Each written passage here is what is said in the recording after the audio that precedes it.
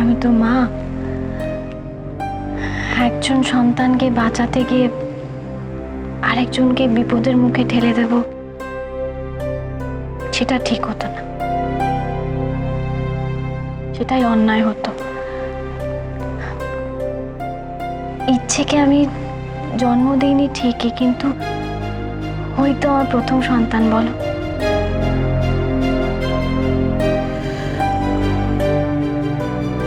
জানি আলো, বুঝি, বিশ্বাস করো ভাইও তোমার এই ফিলিংটা বোঝে।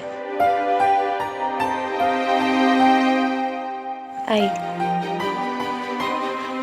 আচ্ছা, তুমি আর কতদিন অভিমান করে থাকবে বলো তো? তোমরা শুধু আমার আমার অভিমানটুকুই দেখলে, আমার কষ্টটা বুঝতে পারছো না, না?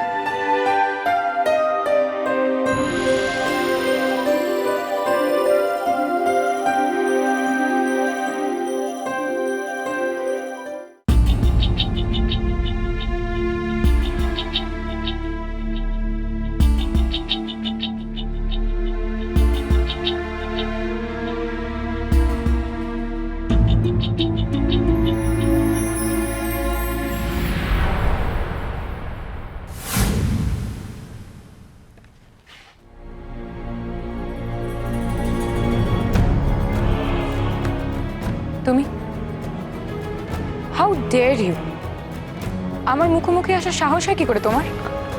Rini please. Excuse me. I am sorry.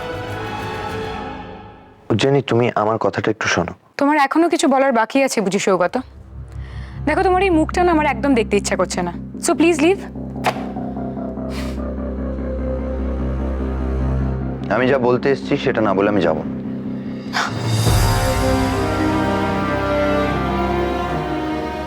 আমি অবাক হয়ে যাই সৌগত। ইউ নো হোয়াট, আমার চোখে চোখ রেখে কথা বলার অধিকারটা তুমি বহু বছর আগে হারিয়ে ফেলেছো, এবং তোমার কোনো কথার উত্তর দিতে আমি বাধ্য। আমি মনে করি একটা মানুষ যে একটা মেয়েকে এরম ভাবে ঠকাতে পারে, তার কথা বলার কোনো যোগ্যতাই নেই। আর একটা কথা, এটা তোমার জেনে রাখা উচিত যাতে কোনো ভুল ধারণা না তৈরি হয়। আমি তোমাদেরকে সাহায্য করেছি আলোর জন্য, তোমার জন্য নয়।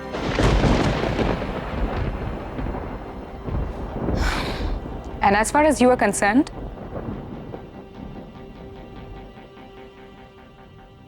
তোমাকে আমি অত্যন্ত অপছন্দ করি, এবং সেটা একটা হেট্রেডের পর্যায়ে পৌঁছে গেছে। ক্লিয়ার? এখন তুমি এসো, আমার অনেক কাজ আছে। আর একটা কথা, আমাকে ফোন করে বারবার বিরক্ত করবে না, ওকে? তুমি আমায় কি চোখে দেখো সেটা আমি খুব ভালো করে জানি। এই নিয়ে কোনো ভুল ধারণা আমার ভেতর নেই। আমি তোমার কাছে ক্ষমা চাইতে এসেছিলাম। আমার মনে হয়েছিল যে আলো আর সৌরভের সামনে তোমার সাথে ওরকম ব্যবহার করা আমার উচিত হয়নি। আই এম সরি, কিছু মনে করো না।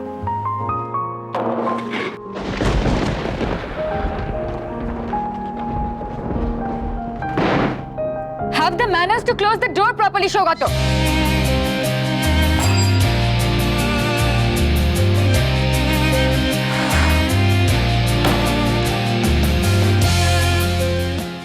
আমি তোমার কাছে ক্ষমা চাইতে এসেছি।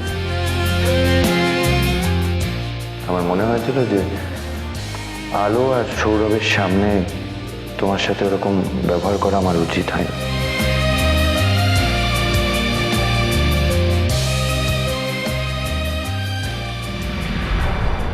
এসো, আস্তে আস্তে।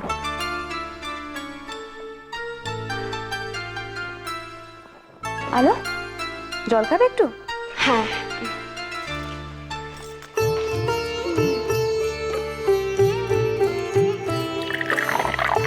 তোমাকে ক্লান্ত লাগছে? একটু শুতে চাও? মা, শোবো কেন? দুপুরের খাওয়ার ব্যবস্থাটা করতে হবে। না, দিদিভাই নিশ্চয়ই বংশী কাকাকে সব বুঝিয়ে দিয়ে গেছে। হ্যালো,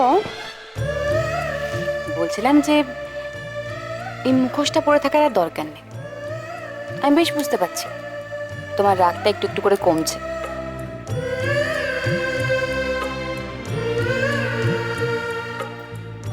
রাগ? কিসের রাগ?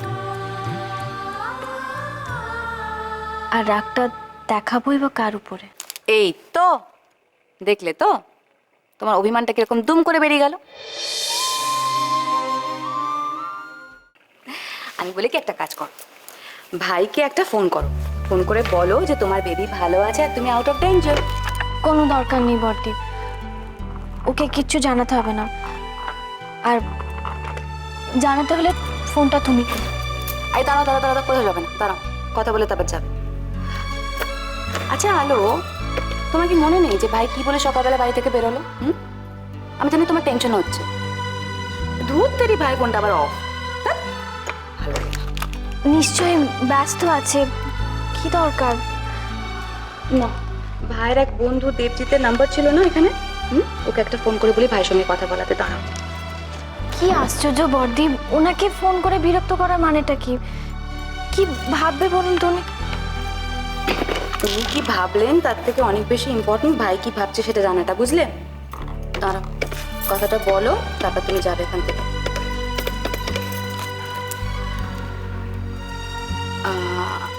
রিং হচ্ছে, রিং হচ্ছে।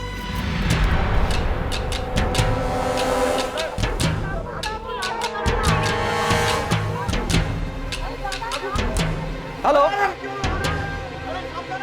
হ্যালো হ্যালো, হ্যাঁ দেবজিৎ, আমি ওই সৌরভের দিদি বলছিলাম। একটু ভাইকে ফোনটা দাও না গো, আলো কথা বলবে। দিদি দিদি, এদিকে একটা ভয়ঙ্কর কাণ্ড ঘটে গেছে দিদি, ভয়ঙ্কর। কিন্তু দিদি প্লিজ, আপনি আলোকে এই বিষয়ে কিচ্ছু বলবেন না। আসলে দিদি, আমাদের অফিসে হঠাৎই আগুন ধরে গেছে। কেউ কেউ কেউ কেউ অফিসের ভেতর আটকে পড়েছে দিদি, এবং সৌরভের সঙ্গে আমরা কেউ যোগাযোগ করে উঠতে পারছি না, কেউ না।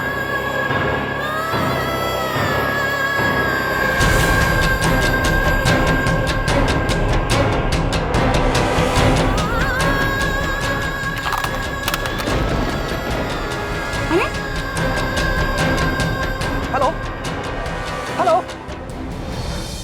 কেটে গেল। কি হলো? কি হলো? ফোনটা তুমি, হ্যালো, কেটে গেছে তো ফোনটা। কি কি হয়েছে আলো? ভাই কি বললো? সব আমার দোষ, সব আমার দোষ, বড্ড বেশি রাগ আমার, তাই না বর্দি? ঠাকুর আমার শাস্তি দিচ্ছে, বড্ড বেশি রাগ আমার, বড্ড রাগ আমার শাস্তি দিচ্ছে। মানে কিসের শাস্তি? তুমি কি বলছো? আমি কিছু বুঝতে পারছি না আলো, কি হয়েছে? সর্বনাশ হয়ে গেছে, ওর অফিসে আগুন লেগে গেছে, ও তো খোঁজা পাওয়া যাচ্ছে না।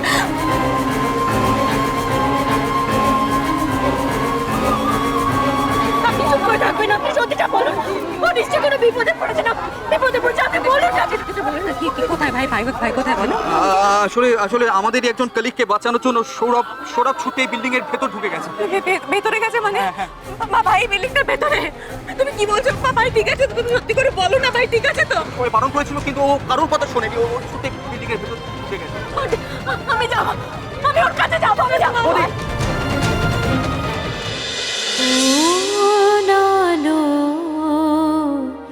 লাগলো চোখে